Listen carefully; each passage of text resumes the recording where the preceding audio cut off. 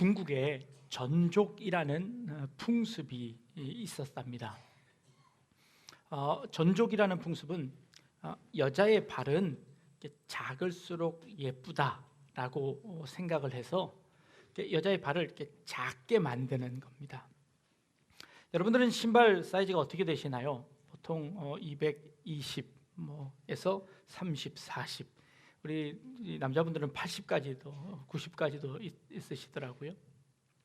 전족을 하면 약 100mm 정도쯤 됩니다. 10cm밖에 안 되는 것이죠. 사람이 10cm의 발을 가지고 과연 설 수 있을까요? 한번 사진을 한번 보여드리겠습니다.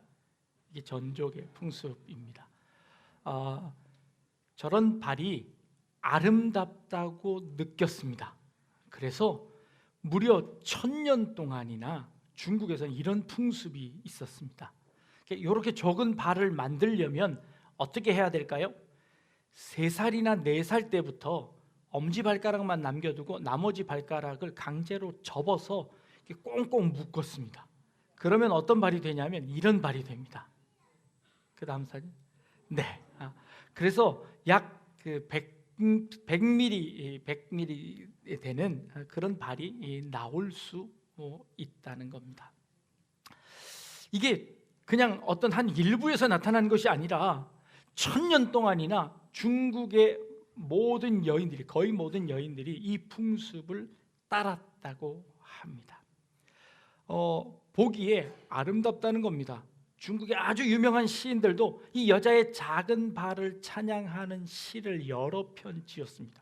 그걸 보니 사람들이 보기에 전부 다 아름답다고 생각했습니다. 얼른 내려주십시오.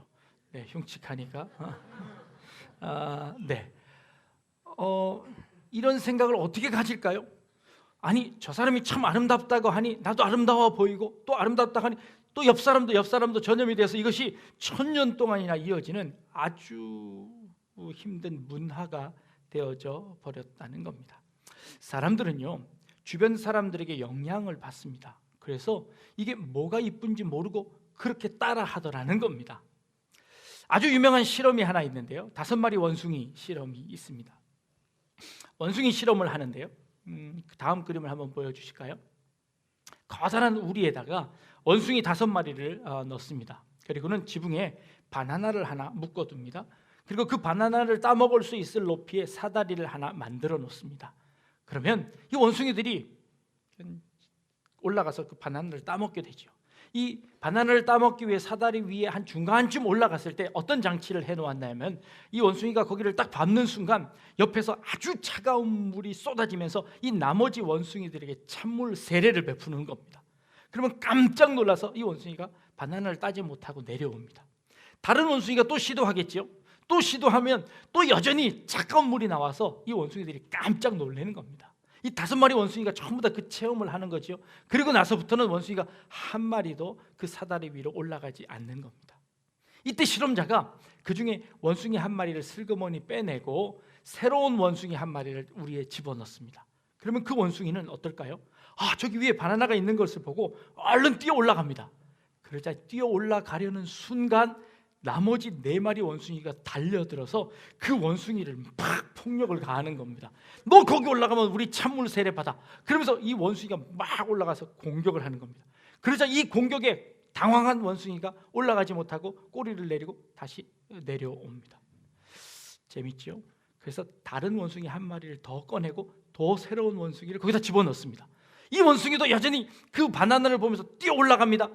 그러자 나머지 4마리가 또 득달같이 달려서 그 원숭이에 폭력을 가합니다.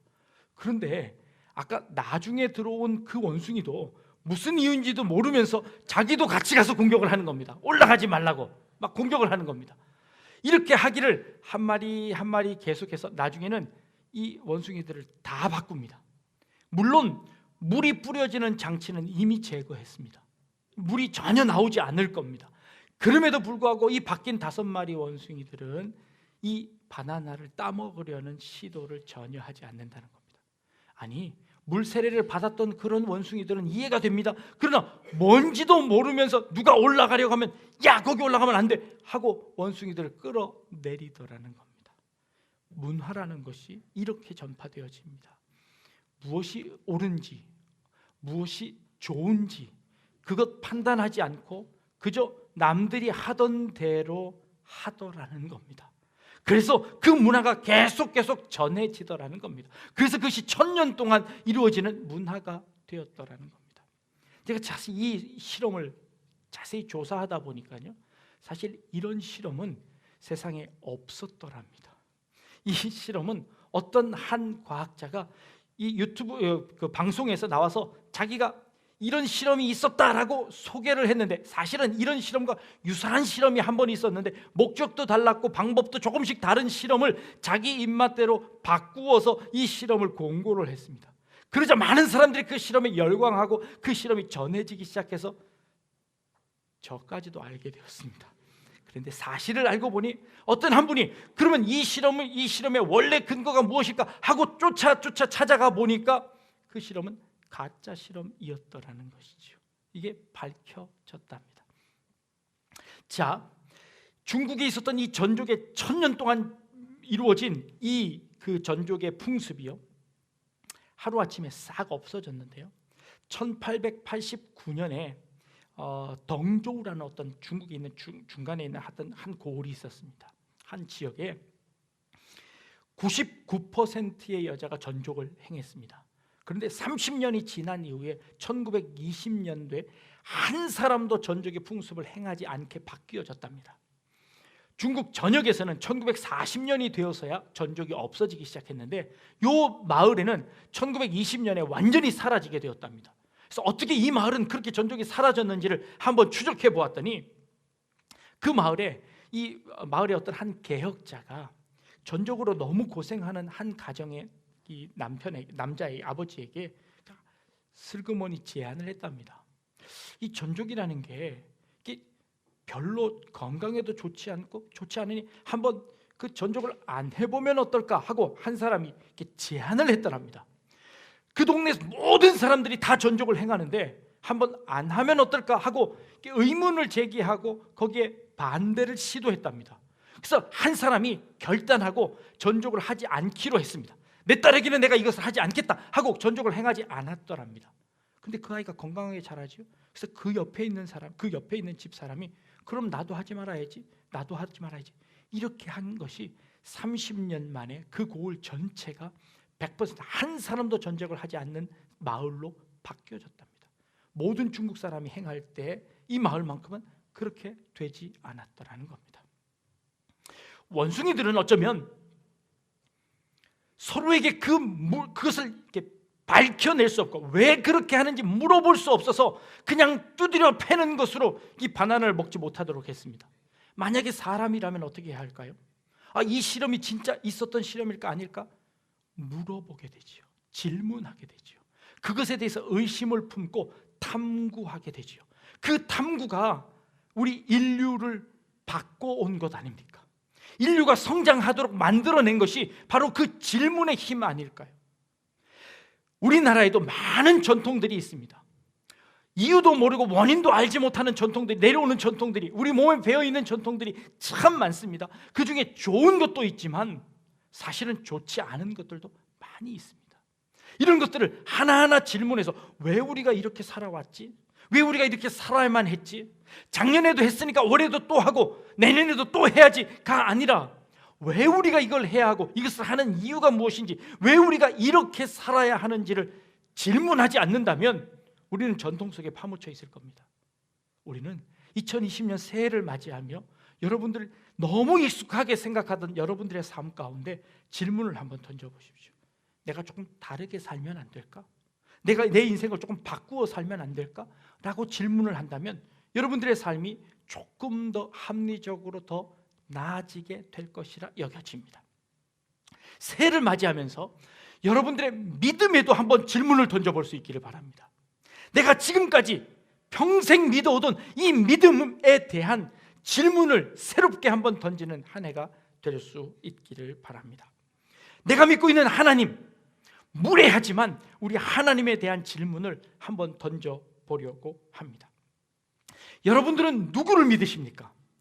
당연히 하나님을 믿으시죠. 여러분들이 믿고 있는 하나님은 어떤 분이십니까? 하나님이 어떤 분이라니요? 하나님은 천지를 창조하시고 하나님은 온 우주를 만드신 그런 하나님이죠. 그 하나님이 도대체 누구십니까? 진짜 하나님이죠. 그런데요, 내가 믿고 있는 이 하나님 조금만 한번 거슬러 올라가서 살펴볼까요? 500년 전쯤에 예수를 믿는 사람들은 모든 사람들이 가톨릭 신자였습니다. 그런데 어느 날 이 가톨릭에서 잘못되었다고 질문하며 나왔던 루터라는 사람이 있었습니다. 그 루터라는 사람이 나와서 그것 좀 잘못된 것 같은데요 하고 질문을 던졌습니다. 그리고 그 질문이 시작되어서 95개조 반박문을 붙이고 그 95개조의 99개의 질문을 던져서 시작되어진 그 싸움이 이제 가톨릭과 개신교를 갈라놓았습니다. 자, 가톨릭에서 믿는 하나님이 진짜일까요? 개신교에서 믿는 하나님이 진짜일까요? 당연하죠. 개신교에 믿는 하나님이 진짜죠. 그전에는 원래 같은 하나님이었는데요 갈라졌습니다. 그러면 그들이 믿는 하나님은 가짜 하나님일까요? 조금 더 거슬러 올라가 볼까요? 원래 로마 가톨릭은 하나였습니다. 근데 그 로마 가톨릭이 둘로 갈라졌습니다. 동방과 서방이 갈라졌습니다. 서쪽은 로마 가톨릭으로 이어졌습니다. 동방은 동방 정교회로 갈라졌습니다. 그래서 그리스 정교회, 서방 가톨릭 이렇게 나누어졌습니다. 이 둘 중엔 뭐가 진짜 하나님일까요? 물론 우리가 믿었던 서방 이게 진짜 하나님일까요? 아니, 복잡하니까 거슬러 올라가지 말고 우리 옆 사람과 한번 비교해 봅시다. 당신이 믿는 하나님이 진짜일까요? 내가 믿는 하나님이 진짜일까요? 네? 누구 하나님이 진짜 하나님일까요? 내가 믿는 하나님이 진짜 하나님이지요. 왜요?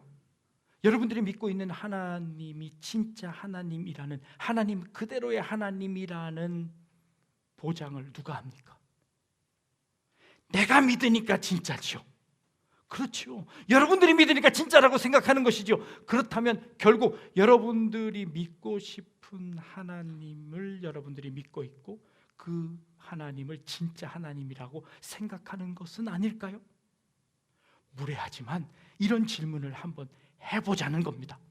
우리가 믿고 있는 그 하나님, 내가 진짜라고 믿었던 그 하나님이 정말 진짜 하나님인지, 아니면 내가 믿고 있기 때문에 진짜라고 믿는 것인지, 아니면 내가 믿고 싶고 때문에 믿은 하나님, 그 하나님이 진짜 하나님이라고 믿고 있는 것인지. 새가족 환영회를 하면서 제가 설문조사를 했습니다.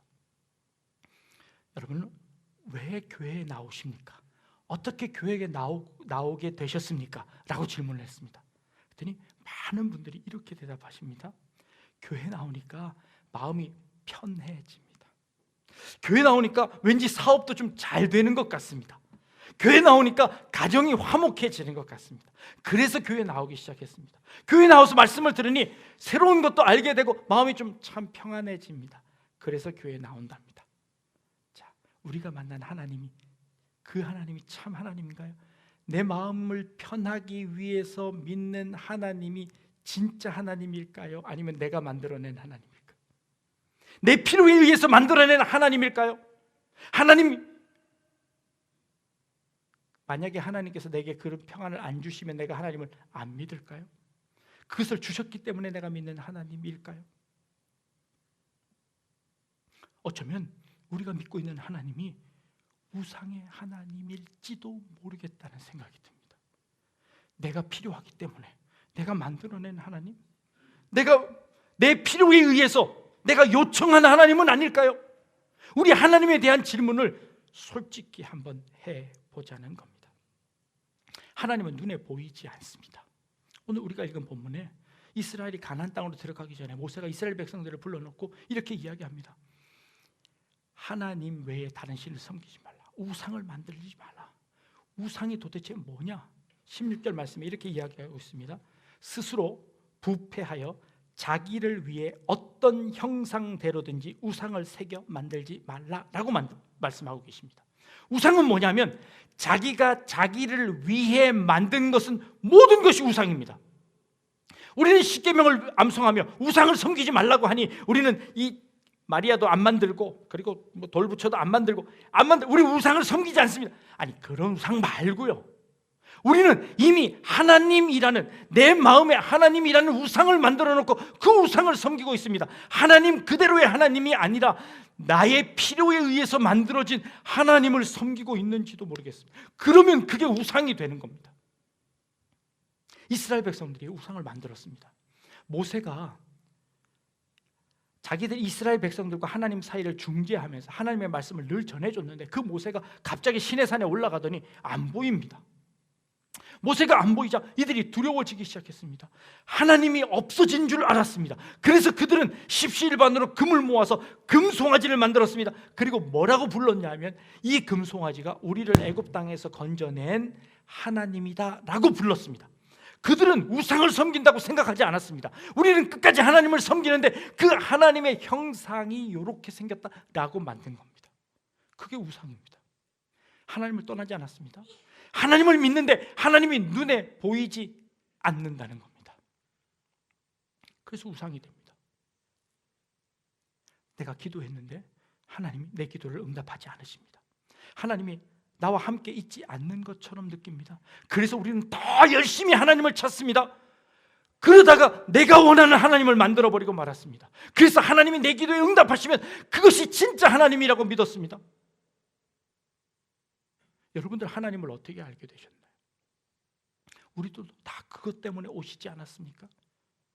사실 우리 자신들의 마음을 곰곰이 살펴보면 우리는 다 나름대로의 소원을 가지고 있습니다. 그리고 그 소원에 응답하시는 분을 진짜 하나님이라고 생각합니다. 만약에 하나님이 그 소원을 응답하시지 않으면 우리는 그 하나님 언제든지 팽개칠 수 있습니다. 내 소원, 내 기도도 들어주시지 않는 하나님이라면 그 하나님은 진짜 하나님이 아닙니다 라고 하실 수 있습니다. 그렇다면 지금까지 우리가 믿고 있었던 하나님은 내가 만들어낸 하나님에 불과할 수 있다는 겁니다. 물론 우리는 그렇게 신앙을 시작합니다. 물론 우리는 그렇게 신앙을 시작해서 하나님을 점점 알아갑니다. 성경에 보니까 하나님이 누구신지에 대해서 가르쳐주고 있습니다. 우리는 성경을 통해서 하나님이 누군지 알지요. 그런데 성경에서는 하나님을 소개할 때마다 어떻게 소개하냐면 이렇게 소개합니다. 하나님은 아브라함의 하나님이시고 이삭의 하나님이시고 야곱의 하나님이십니다 라고 소개합니다. 이게 도대체 무슨 말씀일까요? 아니, 하나님은 요런 분입니다 하고 하나님에 대한 정의는 성경에 나타나 있지 않습니다. 하나님은요, 아브라함의 하나님이고 이삭의 하나님이고 야곱의 하나님입니다. 하나님이 나타날 때 아브라함에게는 아브라함이 원하는 모습대로 나타나셨습니다. 이삭에게는 이삭이 필요한 모습대로 하나님이 나타나셨습니다. 하나님이 그를 만나주셨습니다. 결국 그들이 안 하나님은 어떤 하나님이냐면 그들이 만난 하나님입니다. 하나님이 아주 크시고 무한하십니다. 그래서 그 하나님에 대한 모든 것을 우리는 알 수 없습니다. 유한이 어떻게 무한을 알 수 있습니까? 그런데 그 하나님이 나를 찾아와 주셔 나를 만나 주시니까 내가 만난 하나님을 알 뿐입니다. 그래서 나는 내가 만난 하나님을 아는 겁니다. 그런데 내가 만난 하나님도 자세히 살펴보니까 내가 찾아서 만난 게 아니라 내가 아무것도 모를 때 하나님이 내게 찾아와서 나를 만나주신 하나님이더라는 겁니다. 내가 하나님이 필요한지도 모르고 있을 그때에 하나님께서 내 마음에 찾아오셔서 하나님을 알고 싶어하는 마음들을 주셔서 내 마음을 찾아오신 그 하나님을 만났고 그 하나님을 알 뿐입니다. 내가 만난 하나님, 바로 아브라함의 하나님, 이삭의 하나님, 야곱의 하나님. 성경은 모두 다 어떤 인간들이 만난 하나님을 소개합니다. 그리고 그 인간들의 삶 속에 찾아오신 하나님을 소개하는 것이죠. 사실 하나님은 내가 원해서 만들어낸 그 하나님이 아니라 내가 아무것도 모를 때 나를 찾아오신 그 하나님을 만난 것이죠. 그래서 우리는 이렇게 시작해야 합니다. 사실 내 시작은 내 필요에 의해서 하나님을 찾았습니다. 이것은 우상과 같은 것이었습니다 라는 것을 솔직히 인정하는 것이 필요합니다. 내가 하나님 그대로의 하나님이라고 믿었던 그 많은 부분 속에는 내 욕심과 내 우상이 새겨져 있었습니다. 내 필요에 의해서 만들어낸 하나님이었음을 솔직하게 고백하는 것부터 시작하는 것이 아주 솔직한 신앙일 것이다 라고 여겨집니다. 지금까지는 내가 원하는 하나님을 만들어냈습니다. 내가 믿고 싶은 대로의 하나님이었습니다. 그런데 신앙생활을 하면서 성경이 가르쳐주는 하나님, 나를 찾아오시는 하나님을 통해서 내가 바꾸어져 가는 것이죠. 이게 신앙이고 이게 믿음이라고 여겨지는 겁니다. 모세가 시내산에 올라갔을 때 그들은 두려웠습니다. 하나님이 누구신지 도대체 알 수 없었습니다. 그 전까지는 우리의 필요를 찾아와서 채워주시는 하나님이었는데 그 하나님이 갑자기 우리의 필요를 채워주시지 않게 되었습니다. 그래서 두려웠습니다. 그래서 하나님의 형상을 만들어버렸습니다. 그리고는 그것이 내가 믿는 하나님이라고 믿었습니다. 우상이었습니다. 2019년 한 해 어려움을 지나갔습니다. 하나님께서 내 기도에 다 응답해 주시지 않는 것, 그것이 훨씬 더 많았습니다. 그래서 우리는 점점 두려워집니다. 그래서 하나님을 더 찾아야지, 그리고 내 기도에 응답하시는 그 하나님이 참 하나님이야 라고 그 하나님을 붙들기 시작했습니다. 그것이 믿음인 줄 알았습니다. 그런데 그 믿음이 과해지면 그것이 우상이 되어집니다. 그러면 과연 우리는 뭘 해야 할까요? 아니, 하나님을 더 열심히 믿지 말까요? 아니요. 우리의 신앙은요, 예수님의 기도에서 우리의 참된 신앙을 한번 찾아보려고 합니다. 마태복음 26장 39절, 예수님께서 마지막으로 기도하시면서 했던 기도의 내용입니다. 조금 나아가사 얼굴을 땅에 대고 엎드려 기도하여 이르시되, 내 아버지여, 만일 할만하시거든 이 잔을 내게서 지나가게 하옵소서. 그러나 나의 원대로 마옵시고 아버지의 원대로 하옵소서 하시니 라는 기도가 나옵니다. 하나님은 능력이 많으십니다. 뭐든지 할 수 있습니다. 하나님이 하시려고 하는 모든 것을 다 하실 수 있는 분임을 내가 압니다. 그래서 내가 하나님을 믿기 시작했습니다.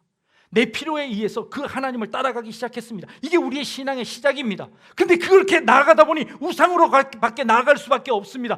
그래서 예수님은 뭐라고 기도하십니까? 그러나 나의 원대로 하지 마옵소서. 내가 원하는 게 있긴 있습니다. 내가 필요한 것이 있긴 있습니다. 내가 이것이 꼭 절실하게 필요합니다. 그러나 하나님, 그거 하나님 하실 줄 아는 걸 내가 압니다. 그러나 그것은 내 욕심이었습니다. 내 욕심대로 하지 않으셔도 괜찮습니다. 대신 하나님이 원하시는 대로 이루어 주옵소서 라고 기도하셨습니다. 이게 참 신앙이지 않겠습니까? 이게 참 하나님을 만난 성도들의 고백이 되지 않겠습니까? 새해가 되면서 우리는 많은 계획들을 세웁니다. 하나님, 내가 올해는 요것도 있어야 됩니다. 하나님, 사업도, 가정도, 건강도, 내 모든 것 요거 딱 되어야 됩니다. 요거 하나님 들어주십시오. 요거 들어주시지 않으면 하나님은 진짜 하나님이 아닙니다. 내 기도에 응답하시는 요 하나님만 진짜 하나님입니다 라고 한다면 우리는 하나님을 믿는 것이 아니라 내가 만들어낸 우상의 하나님을 믿게 되는 겁니다. 2020년도에 내가 이런 거 필요합니다. 내가 그것 때문에 왔습니다. 그러나 하나님, 내가 이거 너무 절실히 원하기는 하지만 이것이 나의 소원입니다. 그러나 나의 소원대로 마시고 하나님의 소원이 내 삶에 이루어지게 해 주옵소서 라고 기도하는 것, 이게 참된 하나님을 섬기는 것이고 참된 믿음이라는 것이죠. 우상을 섬기지 말라는 것, 내 마음대로 내 뜻대로 하나님을 재단하지 말고 하나님이 일하실 수 있도록 내 삶의 자리를 내어드리는 겁니다. 하나님은 내가 계획 세운 요대로 하셔야 합니다 라고 한다면 그것은 하나님이 아니지요. 나의 종이 되는 겁니다. 내가 하나님을 우상으로 만들어 버리는 겁니다. 내가 하나님을 내 수족을 쓰듯이 하나님을 그렇게 전락시키고 마는 겁니다. 참된 믿음이 아니라는 것이죠. 참된 믿음은 진짜 하나님을 하나님으로 대접하는 겁니다. 그래서 하나님, 내 소원대로 마시고 하나님의 소원대로 해주십시오. 하나님의 뜻대로 내 삶이 진행되어지게 해주십시오. 하나님의 뜻대로 살아가게 해주십시오 라고 하나님 앞에 맡겨드리는 겁니다. 불안할까요? 염려가 더 많아질까요? 그럴 수 있습니다. 하나님을 하나님으로 인정하지 않으면 불안해집니다. 내 손에 잡히지 않는 하나님 때문에 불안해할 수 있습니다. 그러나 진짜 믿음을 가진 사람이라면 오히려 더 평안할 수 있습니다. 하나님 앞에 여러분들의 마음의 자리에 왕자를 내어드리고 하나님께서 하실 수 있도록 하나님의 공간을 만들어 드려서 하나님이 나의 진짜 주인이 되셔서 내 삶을 이끌어 가실 수 있도록 만들어내는 것, 이게 진짜 하나님이지요. 그래서 여러분들의 한 해의 기도의 제목이 하나님, 내가 이런 것들이 필요한 것 하나님 아시지요. 그러나 이것보다 더 좋은 것으로, 아니 하나님의 뜻대로 내 인생 가운데, 내 삶 가운데, 내 자녀의 인생 가운데 하나님이 책임져 주옵소서, 하나님이 인도하여 주옵소서 라고 기도하는 것, 그렇게 믿는 것이 참된 신앙임을 믿습니다. 2020년 한 해에 하나님께 모든 것 맡기고 나아가는 우리 귀한 성도님들 다 되실 수 있기를 주님의 이름으로 축복합니다. 기도하겠습니다. 하나님, 내가 만들어낸 하나님이 아니라 나를 찾아와 주시고 나를 변화시키시고 나를 만들어 가시는, 내가 체험하는 하나님을 만나게 하여 주시고 그 하나님과 함께 동행하는 2020년 한 해가 되게 하여 주옵소서. 감사드리며 예수님의 이름으로 기도합니다. 아멘.